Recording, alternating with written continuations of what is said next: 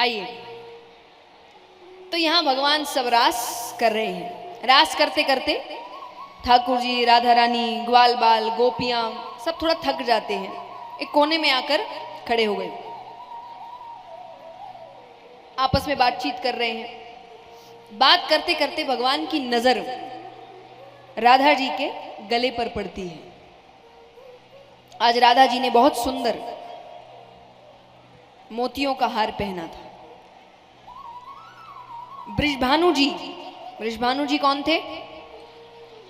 राधा जी के पापा, बहुत धनवान थे, नंद बाबा से भी ज्यादा धनवान। तो राधा जी नित्य नए नए हार पहन के आती थी, कभी सोने का, कभी हीरो का, आज मोतियों का पहना था। तो भगवान को देखने में सुंदर लग रहा है। तो उस हार को ठीक से देखने के लिए भगवान ने हाथ आगे किया। राधा जी समझ गई कि इनको हार अच्छा लग रहा है। उन्होंने कहा कि मैंने विचार किया थोड़ा हंसी मजाक किया जाए। तो जैसे ही भगवान ने हाथ आगे किया, राधा जी पीछे हट गई। भगवान ने पीछे हटने का कारण पूछा। राधा जी कहे, कन्हैया ये कोई सस्ता हार नहीं है, ये टूट गया ना, तुम सब इसका मोल नहीं चुका सकते। भगवान को बात अच्छी नहीं लगी। पर भगवान और हमें फर्क है, हम तो वहीं लड़ाई झगड़ा शुरू। भगवान चुपचाप वहां से चले गए। अब राधा जी को लगा कि ये तो नाराज हो गए। अब पहले फोन तो थे नहीं, ये घर पहुंचने से पहले मैसेज कर दिया सॉरी। अब उनको लग रहा है कि कैसे कहूं, तो उन्होंने कहा कल रास के लिए जब आएंगे तो माफी मांग लूंगी। क्योंकि देखिए, ये तो चलिए प्रसंग है, लीलाएं सब भगवान की पहले से बंधी होती है, पर हर चीज एक सीख के लिए होती है। मजाक वो ही अच्छा जिसमें दोनों हंस रहे हैं, सुनने वाला भी, सुनाने वाला भी। अगर किसी मजाक में एक हंस रहा है और एक को तकलीफ हो रही है, उसको मजाक नहीं बोलते। ऐसे मजाक को उसी वक्त बंद कर देना चाहिए। तो यहां पर भगवान को बात बुरी लगी। तो राधा जी ने सोचा कल आएंगे तो माफी मांग लूंगी। अब कल छोड़ो, भगवान कई दिनों तक नहीं आए, घर से बाहर नहीं निकल रहे, किसी से नहीं मिल रहे। अब राधा जी भी घर पर चली गई। अब वो भी, उनको इतनी उदासी लग रही है कि उनको लग रहा है मुझसे बहुत बड़ी गलती हो गई। अब वो भी उदास है। बृषभानु जी बार बार पूछे क्या हुआ है, कोई पूछे तो वो और रोने लग जाए। अब एक दिन नारद जी घर पर आए बृषभानु जी के। बात में उन्होंने विवाह की बात छेड़ दी कि विवाह के बारे में क्या सोचा है। वो कहे कोई लड़का भी तो अच्छा होना चाहिए। नारद जी कहे बगल में छोरा, गांव में ढिंडोरा। बोले कौन सा छोरा? अरे आपके मित्र नंदराय, उनका छोरा। छोटी मोटी चोरी करता है, वो तो शादी के बाद सुधर जाएगा। देखिए ये तो विनोद की बात है, हंसी मजाक की बात है, लेकिन कहते ना कोई अच्छा प्रसंग मिले तो बात कह देनी चाहिए। मुझे हमारे समाज की एक बात बहुत अटपटी लगती है कि जब लड़की बहुत समझदार हो जाती है, अच्छी समझदार हो गई है, हर चीज की समझ है, काबिल है, तो परिवार वाले कहते हैं इसकी शादी कर दो।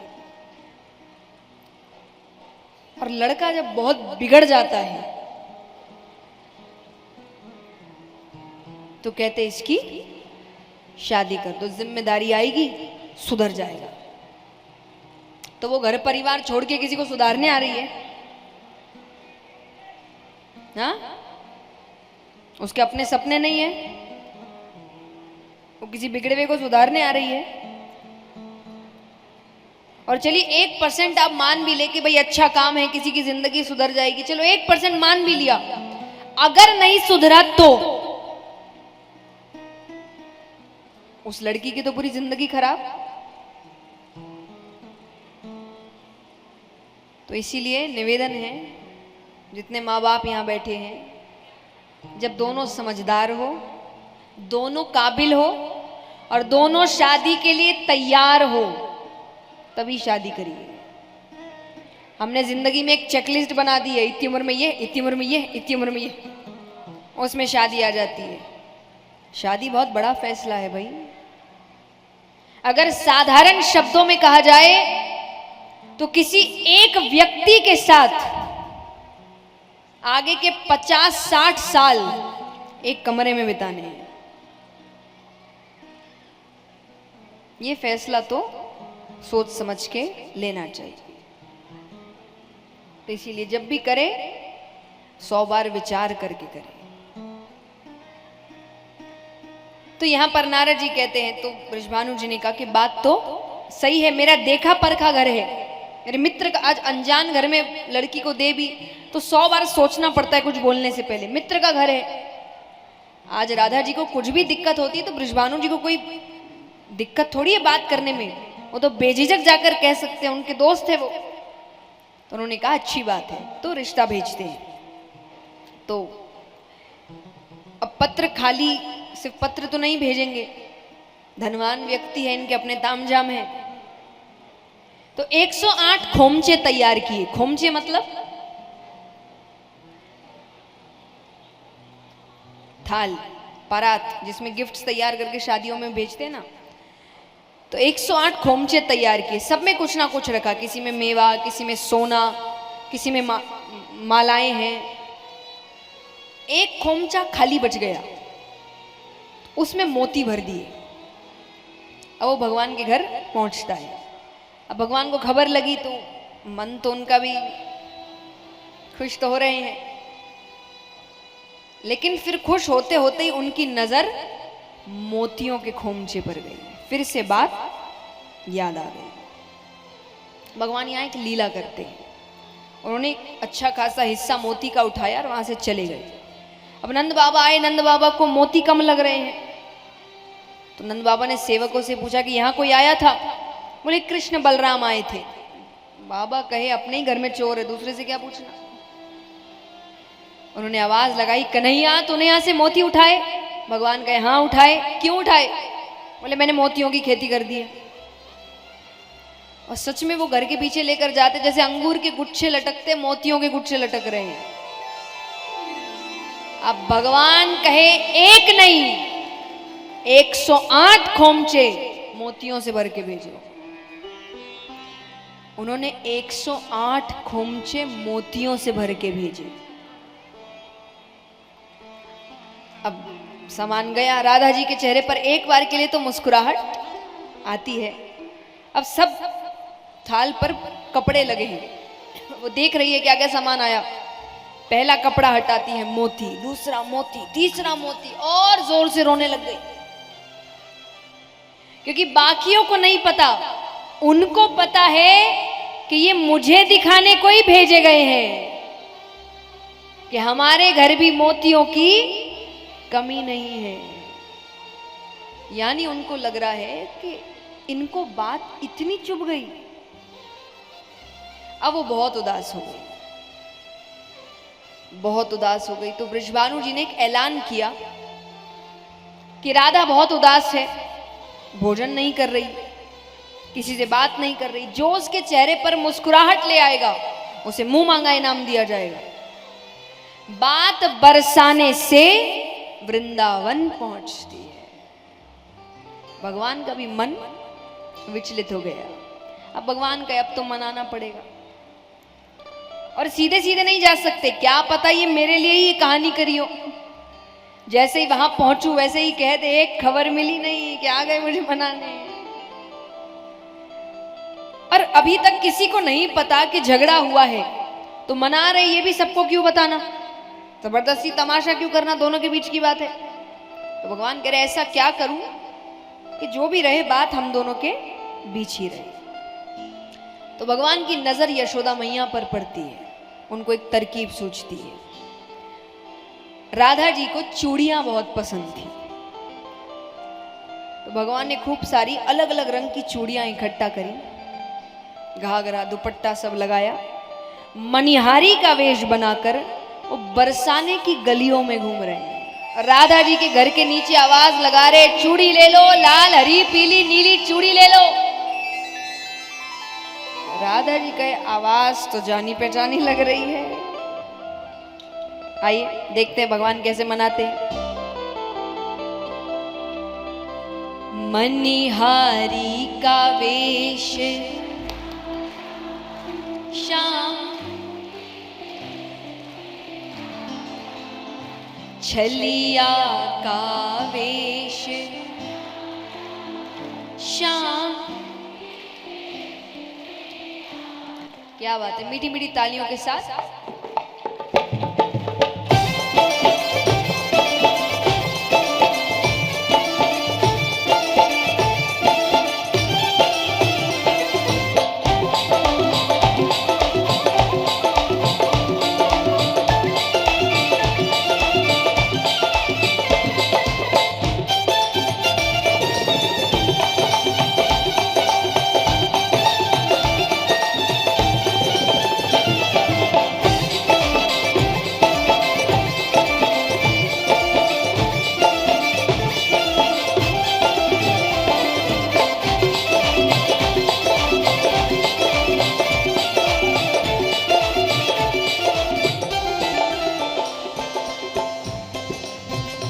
मनिहारी का वेश बनाया, श्याम चूड़ी बेचने आया।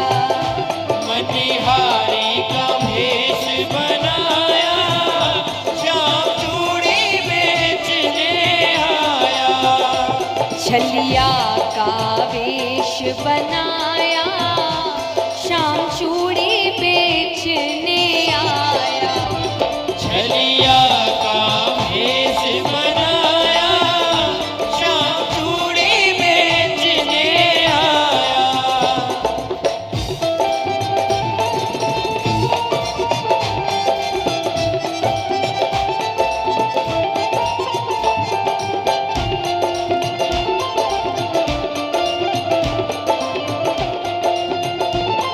तालियां जोरदार एक साथ।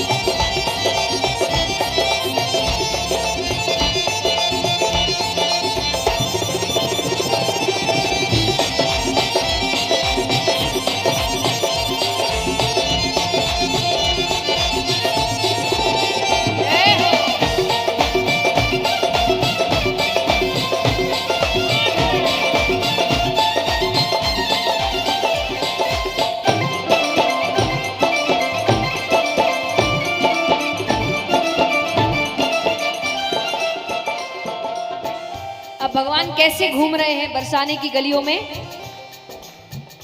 झोली कांधे धरी उसमें चूड़ी भरी, ओ झोली कांधे धरी उसमें चूड़ी भरी। झोली कांधे धरी उसमें चूड़ी भरी। गलियों में शोर मचाया, श्याम चूड़ी बेचने आया। गलियों में शोर मचाया, श्याम चूड़ी बेचने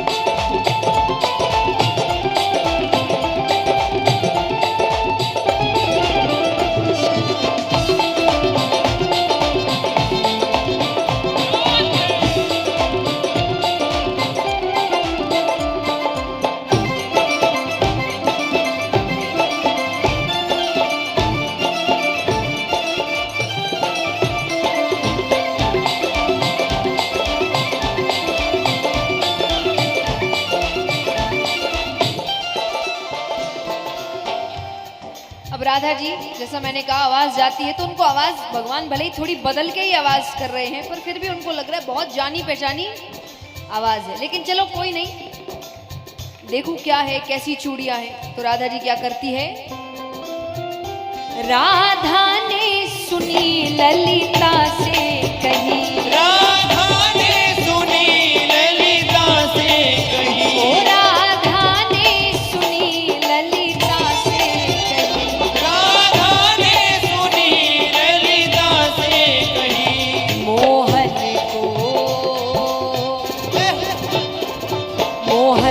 को तुरंत बुलाया, श्याम चूड़ी बेचने आया।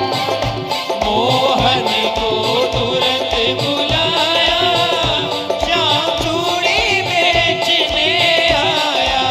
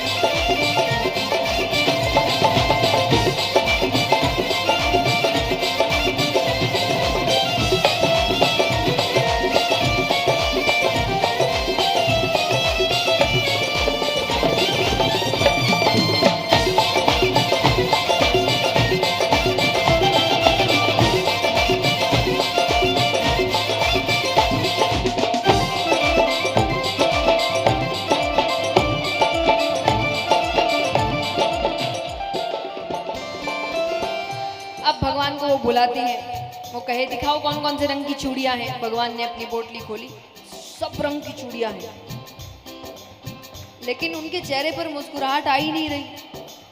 पहली बार ऐसा हुआ होगा कि इतनी चूड़ियां, इतनी रंग बिरंगी चूड़ियां देखने के बाद भी उनको उत्साह नहीं मिल रहा। राधा जी कहती है,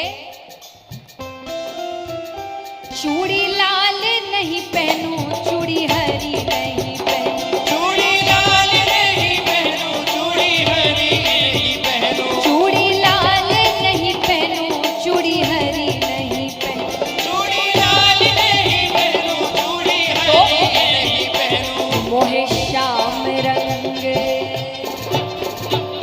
मोहे श्याम रंग है भाया, श्याम चूड़ी बेचने आया। मोहे श्याम रंग है भाया, श्याम चूड़ी बेचने आया।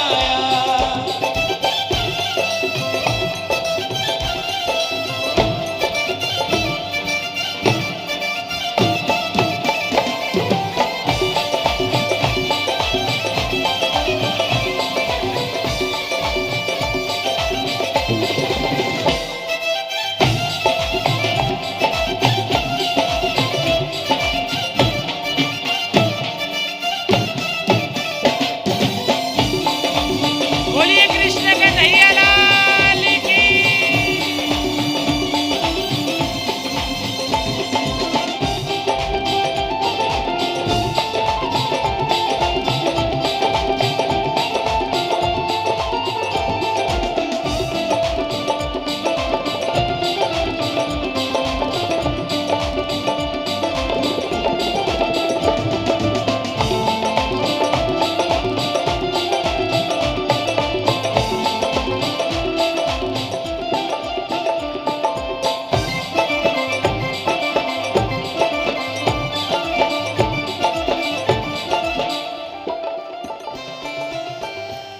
अब भगवान देख रहे आसपास कोई है नहीं। भगवान ने हल्का से अपना दुपट्टा ऊपर किया, अपना चेहरा दिखाया, और चेहरा देखते ही राधा जी एक बार के लिए मुस्कुराहट तो आती है, पर वो भगवान कहते बस बस, सबके लिए नहीं है, ये सिर्फ तुम्हारे लिए है। सबको नहीं बताने में ऐसे आया हूं। तो राधा जी कहती है, राधा कहने लगी तुम हो छलिया बड़े,